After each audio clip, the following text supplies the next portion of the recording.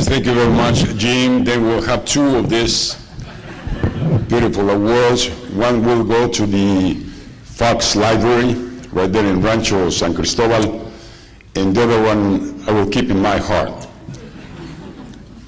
And at your home, the home of all of you in León, Guanajuato, in Rancho San Cristobal, where we would like to see you there someday, visiting us, Martha and myself, and visit this library that is being constructed and almost finished by now, 95% advanced.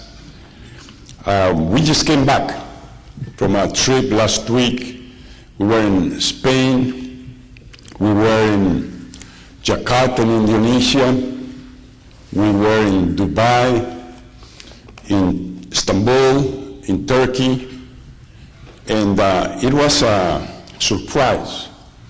Every meeting we had, every people we met, all of them were concentrating their attention, their conversation on this electoral process that is being carried on here in the United States. And no doubt that the decision that you're about to take in a few months in this nation will, and this is the way people outside of the United States understand, will have an impact on most everybody's life, on most every nation and every community in the world. This process, no doubt, is a great example in a mature democracy, this 200-year-old democracy here in this great nation. And certainly, this example will spread out, and this example will be followed in many nations that have not yet either consolidated their democracies or their electoral processes. So I really congratulate this democratic nation, this citizenship in this United States. I am part of this nation. I feel part of this nation.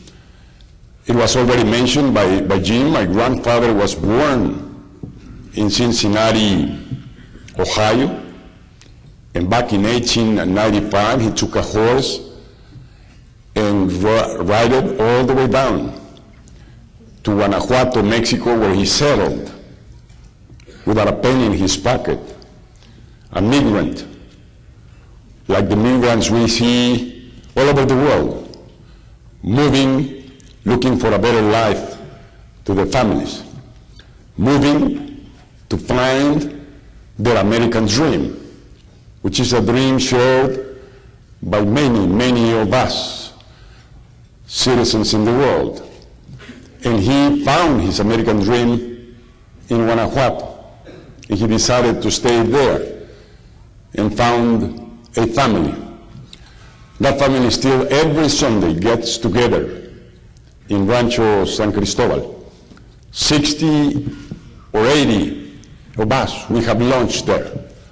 Of course, we miss the grandfather. We missed our own father and mother, which already passed away. But they are there in the small church of this small community of 2,500 people. And we drink tequila to them because we're sure they are still with us every day. We all remember the hard working of my grandfather. We all remember how he never spoke a word of Spanish, but he was a great example because at that time, hacendados, rancheros would not live on the farm. They would live in the city and visit their big haciendas maybe once a year. But my grandfather came and lived there in that isolated place, no telephone, no power, electricity, no doctors, no services of any kind, and he worked hard every day. At the end of his days, he had Alzheimer's, so he lost a little bit his brain and his capacities.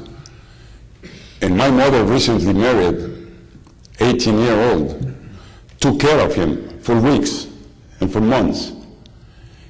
And my grandfather was an evangelical Protestant.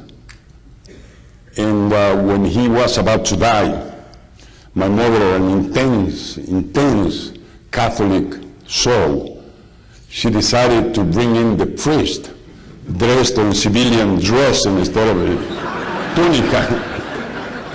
And she managed to baptize my grandfather. Today we don't know if grandfather is in the evangelical heaven or in the Catholic heaven, but he would be neither one. Of course, I want to speak a little bit about the relationship between Mexico and United States.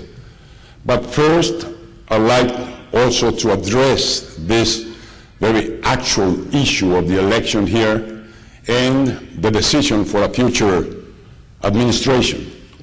Today, I'm president of the Center Democrat International Organization of Political Parties, Center Ideology in the world. It's over 110 political parties from 88 different nations. And I spent these days in Jakarta presiding this meeting of the center parties in Asia. And there were 20 of them. And the word that used to be in the title of this organization was Christian Democrats, which is the original name. But the Christian word has to be withdrawn because many of these other parties in Asia, for instance, they are either Muslims or they are Buddhist or different religions. So this center ideology congregation of center ideology parties decided to open a way to welcome all of those other parties.